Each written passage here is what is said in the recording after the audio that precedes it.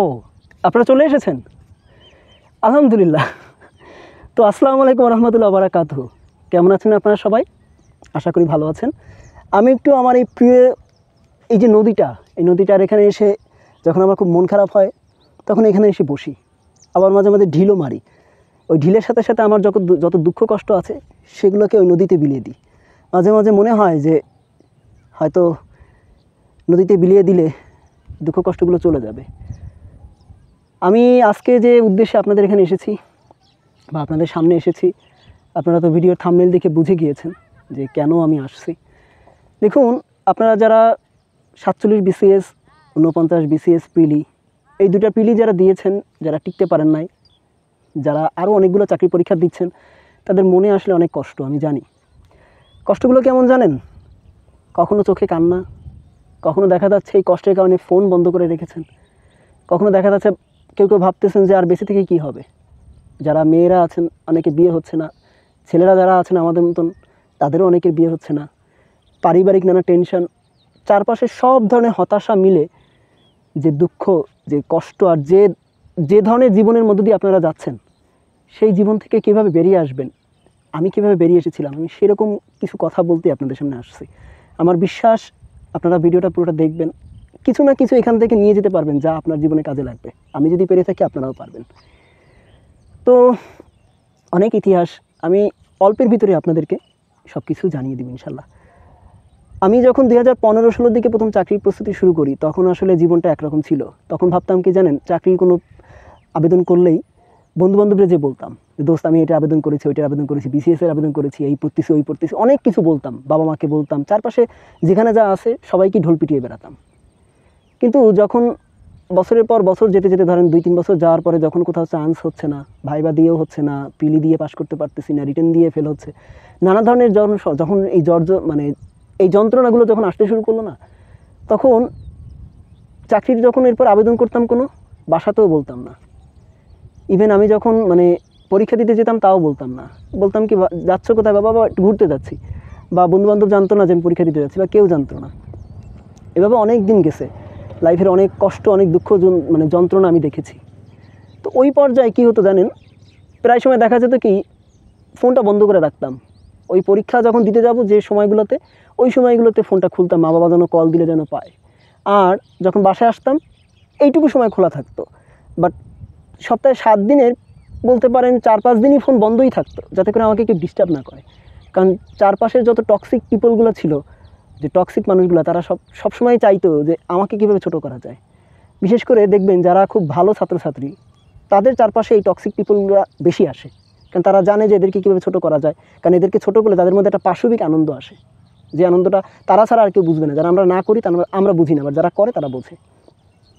তো কী হলো দেখেন, এখন জীবনের কোথায় কি দেখেন, আমার এমনও হয়েছে, আমি একজন বাইকার ছিলাম। আমি যখন বাইক নিয়ে বিভিন্ন জায়গায় ঘুরতাম, দেশের বিভিন্ন স্থানে গিয়েছি।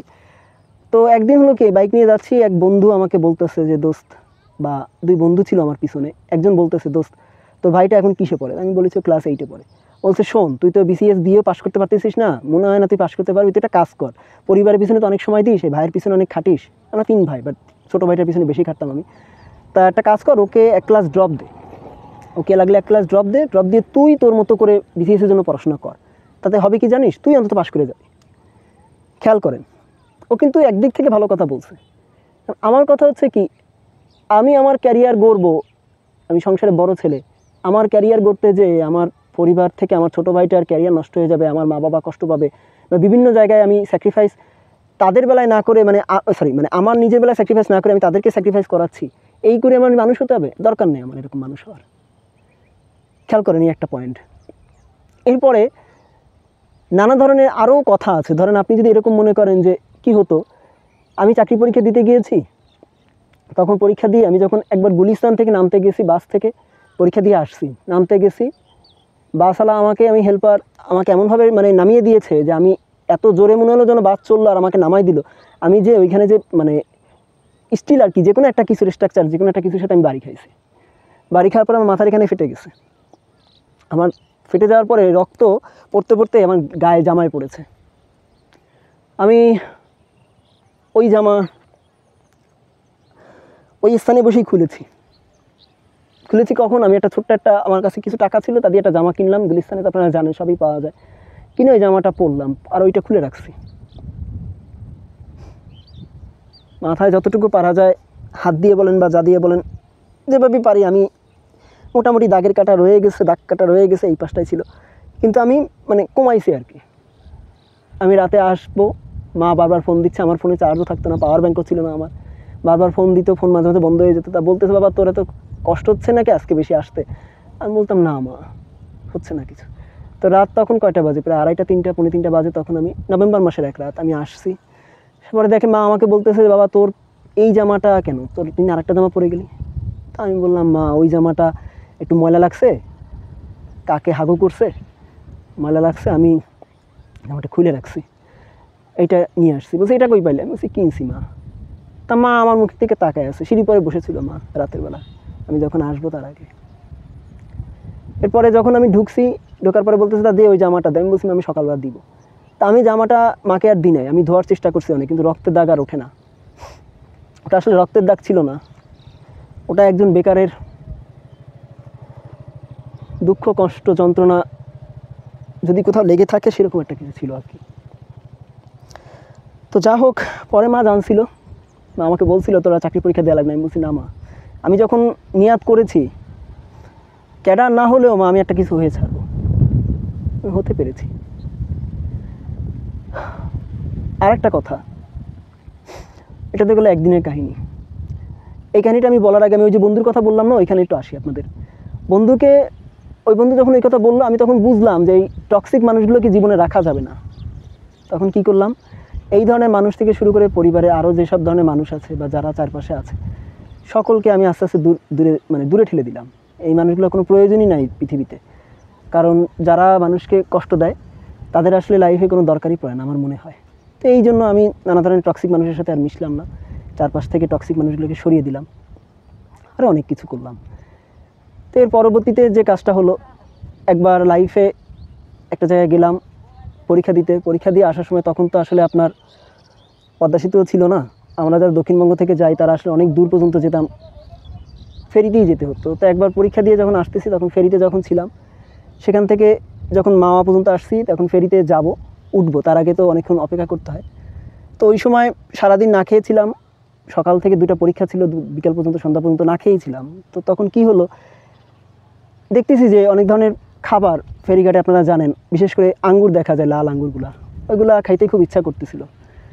পকেটে তেমন টাকা ছিল না, ধরতে পারেন যে 60টা টাকা ছিল।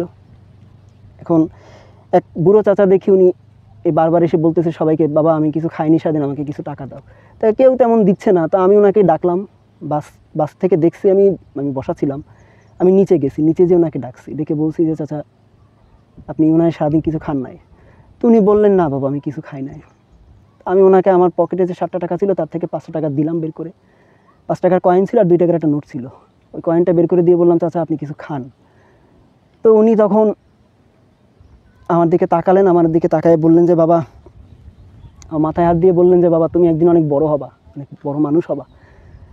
আমি ওনার কাছ থেকে যে আশীর্বাদটা পাইছি, তখন যখন বাসে এসে বসলাম, দেখতেছিলাম যে মানুষ আঙ্গুর কিনে খাচ্ছে, কেউ দেখা যাচ্ছে ওখানে অনেক ভালো ধরনের খাবার পাওয়া যায় তাই খাচ্ছে। না আমি চুপচাপ দেখে বসতেছিলাম আর কাঁদতেছিলাম আর ভাবতেছিলাম যে একদিন আমারও হয়তো হবে, আমি একদিন খেতে পারবো, আল্লাহ তো দিছেন। তো আপনারা যারা চাকরির পরীক্ষা দেন, চাকরির জন্য কষ্ট করতেছেন, চাকরির জন্য নিজেদের উজাড় করতেছেন, আপনাদের অনেক ইতিহাস আছে, এরকম অনেক কিছু আছে। তো আপনারা আসলে যে কাজগুলো করবেন সেখানেই আসে, আর কষ্টের বিষয় না যায়। তা হচ্ছে জীবন থেকে খারাপ মানুষগুলোকে বাদ দেন, প্রথম কথা হচ্ছে তাই। যারা আপনার ভালো দেখতে পারে না এগুলোকে আইডেন্টিফাই করেন, এগুলোদের বাদ দিয়ে দেন, এরা জীবনে থাকলে আপনার কোনোদিন কোনো কাজে আসবে না। যখন পড়াশোনা করবেন রুটিন করে গুছিয়ে পড়াশোনা করবেন, বেশি পড়ার দরকার নাই, যেটুকু পড়বেন ঠিকঠাকভাবে পড়বেন। জীবনে প্রতিটা মুহূর্তে কিছু শেখার চেষ্টা করবেন, যদি কিছু না পান বুঝবেন যে ওইটা আপনার না, আল্লাহ আপনাকে দেন নাই তাই পান নাই, আফসোস করবেন না, চেষ্টার একেবারে চূড়ান্ত পর্যায়ে যান। যদি কোনোদিন না পান নিজেকে বুঝ দিতে পারবেন, নিজের পরবর্তী প্রজন্মকে জানাতে পারবেন যে আমি আমার সর্বোচ্চ চেষ্টা করেও কিছু পাই নাই, আফসোস নাই। দেখেন বাঁচতে গেলে অনেক কিছু শিখতে হয়, করতে হয়, জানতে হয়। আপনার বিসিএস বলেন বা আপনার যে কোনো ধরনের চাকরি বলেন, এটা তখনই হবে যখন আপনি নিজেকে নিজে জয় করতে পারবেন। আপনার এই দুঃখ কষ্টগুলা এক জায়গায় করে যখন সমষ্টিগতভাবে একটা কিছু হবে না, ওইগুলোকে একটা বাক্সে রাখবেন, রেখে কিছু হয়নি, কিছু পাইনি, দরকার নাই, নতুন থেকে শুরু করবো, প্রতিদিন শূন্য থেকে শুরু, এবং প্রতিদিনই 0 থেকে 100 পর্যন্ত যতদূর যাওয়া যায় ততদূর পর্যন্ত আপনি হাঁটবেন, দেখবেন কিছু না কিছু পাবেন লাইফে। আর আমি যেভাবে গল্প বললাম আপনাদেরকে, এরকম গল্প আপনারাও বলতে পারবেন, বুঝছেন? এরকম সুন্দর জায়গায় এসে এরকম বসে বসে গল্প আপনারাও বলতে পারবেন। আর মাঝে মাঝে একটা জিনিস মনে রাখবেন, পৃথিবীতে যারা সাকসেসফুল হয়েছে তাদের সব থেকে বড় যে কাজটা করছে তারা হচ্ছে, 1, আল্লাহকে তারা ডাকছে, আর 2 হচ্ছে তারা নিজেকে চিনতে চেষ্টা করছে। যেদিন সে আল্লাহকে ঠিকমতো ডাকতে পেরেছে আর যেদিন সে নিজেকে চিনতে শুরু করছে সে কতটুকু ক্যাপাবল, সেই দিনই সে জীবনে মানুষ হতে পারবে। ওই দিন থেকেই তার মানুষ হওয়ার যে ধাপ, ওই ধাপ শুরু হয়ে গেছে। তো বিসিএস ক্যাডার হন বা যেটাই হন না কেন, ভালো মানুষ হওয়ার চেষ্টা করেন। ভালো মানুষ হলে ক্যাডার আপনাতেই হয়ে যাবেন আপনি, আপনাকে এটা আল্লাহই সেই মর্যাদা দিয়ে দিবেন। আরও অনেক কথা বলা যায়, তাতে ভিডিওই লং হবে, তো কোনো কাজে আসবে না। তো কাইন্ডলি আপনারা ভালো করে পড়াশোনা করেন, কোনো সমস্যা থাকলে আমাকে জানান, আর যে কোনো কিছুতে আমাকে নক দিন। আমি আপনাদের ভাই হিসাবে আপনাদের পাশে সবসময় আছি। আল্লাহ যতদিন বাঁচায় রাখবেন আমি থাকবো ইনশাআল্লাহ। তো ভালো থাকবেন। যারা ভিডিওটা কষ্ট করে এই পর্যন্ত দেখছেন, আমার এই ফালতু গল্পগুলো শুনছেন, তাদেরকে ধন্যবাদ। আপনাদের গল্প আমি একদিন শুনবো ইনশাআল্লাহ। সে পর্যন্ত দেখা হবে ইনশাআল্লাহ। ভালো থাকবেন সবাই। আল্লাহ হাফেজ। আসসালামু আলাইকুম রহমতুল্লাহি ওয়া বারাকাতুহু।